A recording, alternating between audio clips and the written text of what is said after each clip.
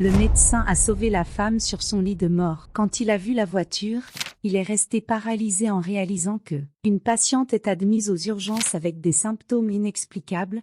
Une nuit ordinaire devient une course contre la montre. Le docteur Michael Turner fait face à une décision impossible. Un diagnostic surprenant révèle un plan sinistre. Des pots de vin, des secrets et une dangereuse conspiration commencent à émerger.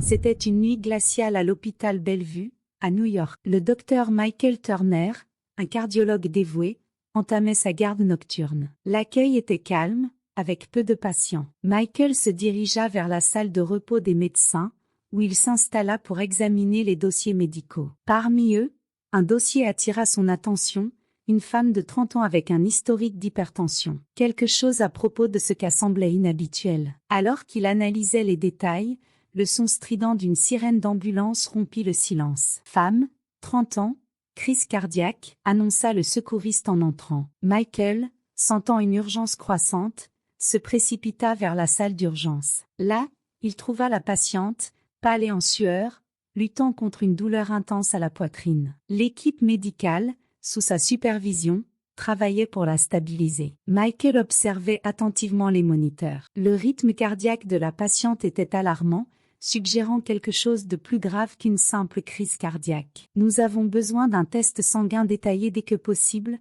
ordonna-t-il, avec la sensation que quelque chose n'allait vraiment pas. Après que la situation ait été stabilisée, Michael tenta de se concentrer sur d'autres tâches, mais son esprit revenait sans cesse à la patiente. Qui était-elle? Qu'est-ce qui aurait pu provoquer une crise cardiaque chez une femme si jeune? Ce doute le hanta toute la nuit, jusqu'à ce qu'il retourne aux soins intensifs vers 3 heures du matin pour vérifier son état. Elle était stable, mais quelque chose continuait à le perturber. Dans la salle de repos, l'infirmière Jenny remarqua l'expression préoccupée de Michael. « Docteur Turner, vous allez bien? Vous semblez inquiet. »« Oui, Jenny. Cette patiente, quelque chose ne va pas. J'ai un mauvais pressentiment à ce sujet, » confessa-t-il. Jenny hocha la tête. « Je vais aussi garder un œil sur elle. Prévenez-moi si vous avez besoin de quoi que ce soit. »« Merci, Jenny. Ça m'aide beaucoup, » répondit Michael, se sentant un peu plus soulagé d'avoir quelqu'un partageant ses inquiétudes. La nuit avançait lentement,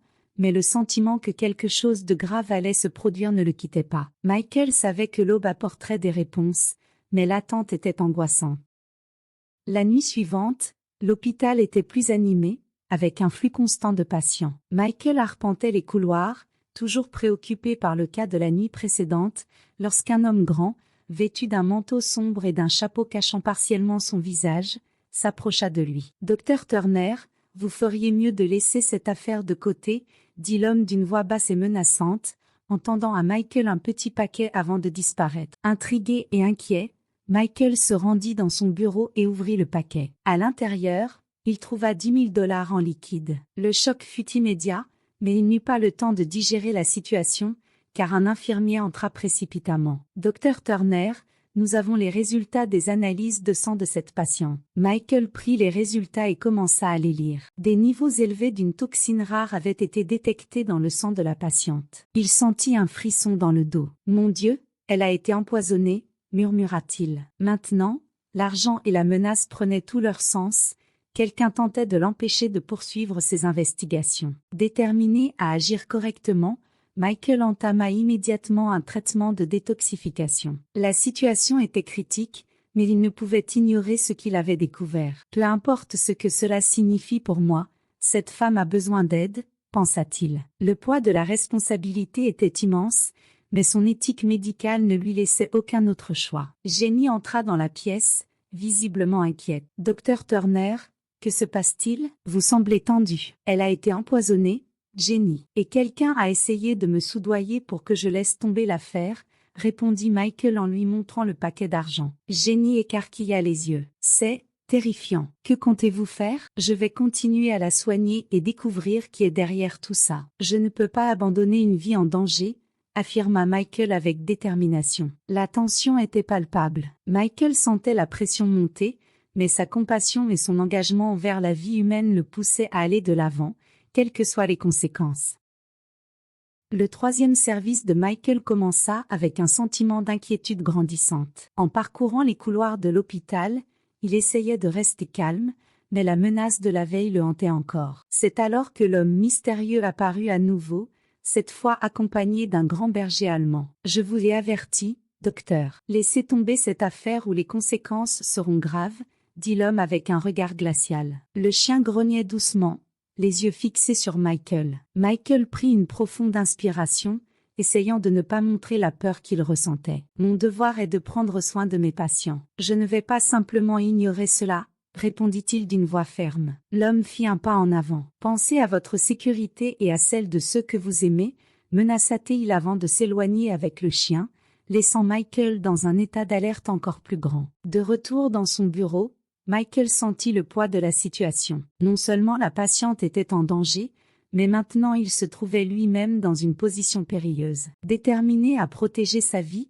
il décida d'enquêter plus profondément sur l'identité de la patiente et les possibles raisons derrière l'empoisonnement. Cependant, toutes ces tentatives de découvrir plus d'informations menaient à des impasses. Il était clair que quelqu'un cachait des informations importantes. Entre-temps, la patiente commençait à répondre positivement au traitement. Michael ressentit une petite victoire, mais il savait que le danger n'était pas encore passé. À 3 heures du matin, il fut à nouveau confronté, cette fois par une femme grande et élégante. « Docteur Turner, nous vous avons dit de laisser tomber cette affaire, » dit-elle avec un sourire froid. « Vous vous mêlez de ce qui ne vous regarde pas. » Michael resta impassible, la regardant droit dans les yeux. « Je ne peux pas abandonner une vie en danger, » répondit-il fermement. La femme haussa un sourcil, impressionnée par sa détermination. « Le courage est admirable, docteur, mais il peut aussi être dangereux. Réfléchissez bien, » dit-elle avant de se retourner et de sortir avec l'homme. Michael savait qu'il avait besoin d'aide.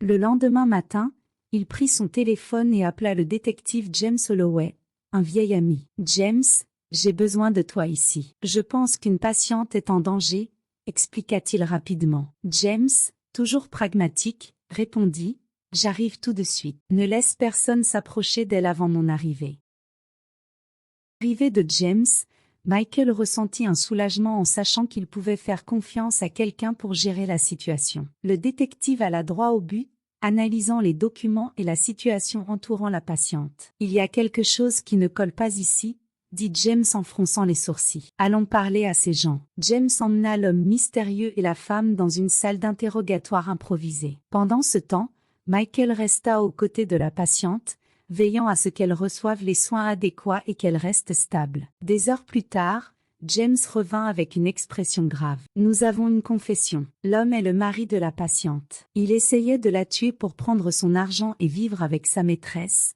qui est la femme qui l'accompagnait. » Michael ressentit un mélange de soulagement et d'horreur. « Alors, ils ont essayé de l'empoisonner? Et l'argent, c'était pour me soudoyer ?» réfléchit-il à haute voix. James hocha la tête pour confirmer. « Oui, ils avaient tout planifié pour que cela ressemble à une crise cardiaque naturelle. Heureusement, tu t'en es rendu compte et tu as fait les bons examens. » Jenny, qui se trouvait à proximité, regarda Michael avec admiration. « Vous avez vraiment sauvé sa vie, docteur Turner. » « C'était de l'instinct, et peut-être un peu de chance, » répondit Michael en essayant de rester modeste, mais en ressentant une profonde gratitude d'avoir suivi son intuition. James continua d'expliquer que le mari et la maîtresse seraient arrêtés et poursuivis pour tentative de meurtre. « Ils sont maintenant en détention. Nous nous occuperons du reste, » assura le détective en posant une main réconfortante sur l'épaule de Michael. Pendant que James s'occupait des procédures légales, Michael se concentra sur le fait de garantir qu'Emily,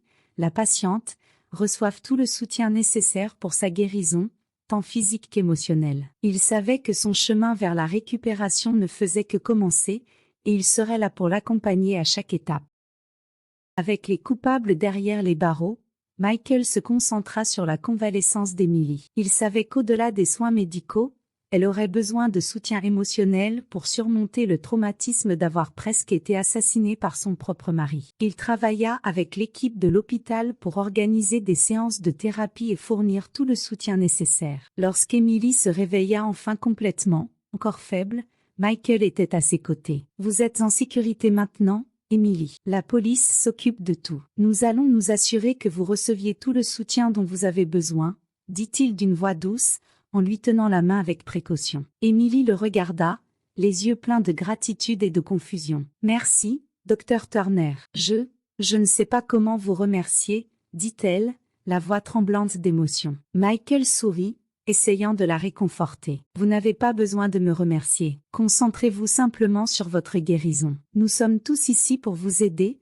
répondit-il, ressentant une vague de compassion pour elle. Dans les semaines qui suivirent, Michael devint une présence constante dans la vie d'Emily. Il surveillait ses progrès médicaux et passait du temps à discuter avec elle, l'aidant à surmonter ce qui s'était passé. Leur lien se renforça, et une confiance mutuelle se développa. Un jour, alors qu'ils parlaient de l'avenir, Emily lui demanda « Dr Turner, pourquoi avez-vous fait tout cela pour moi? Cela aurait été plus facile de ne pas vous impliquer. » Michael prit une profonde inspiration, réfléchissant à la question. « Parce que c'est ce qu'il fallait faire. En tant que médecin, mon devoir est de sauver des vies, quelles que soient les circonstances. Et puis, vous méritez de vivre, Emily. Personne n'a le droit de vous enlever cela, répondit-il sincèrement. Emily sourit, essuyant une larme. Vous êtes quelqu'un de bien, Michael. Je ne sais pas ce que j'aurais fait sans vous.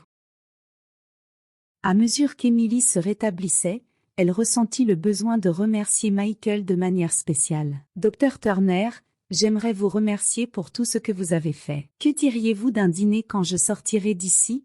Proposa-t-elle avec un éclat dans les yeux. Michael, touché par l'invitation, sourit. J'adorerais, Emily. Ce serait un plaisir, répondit-il, ressentant une connexion spéciale entre eux. Le dîner fut une occasion mémorable. Loin de l'environnement hospitalier, ils purent se détendre et apprendre à mieux se connaître. Emily se révéla être une femme forte et résiliente, avec un sens de l'humour captivant. Michael, quant à lui, partagea ses passions et les défis de la médecine, révélant un côté plus personnel. Vous êtes incroyable, Michael. Vous ne m'avez pas seulement sauvé, vous m'avez donné l'espoir de continuer. Je n'oublierai jamais ce que vous avez fait pour moi, dit Emily avec sincérité. J'ai simplement fait ce que tout le monde devrait faire. Mais cela fait du bien de l'entendre de votre part, répondit-il, ressentant une profonde gratitude. À la fin de la soirée, Michael l'accompagna jusqu'à sa porte. Il ressentait un mélange de nervosité et d'émotion. Merci pour cette merveilleuse soirée,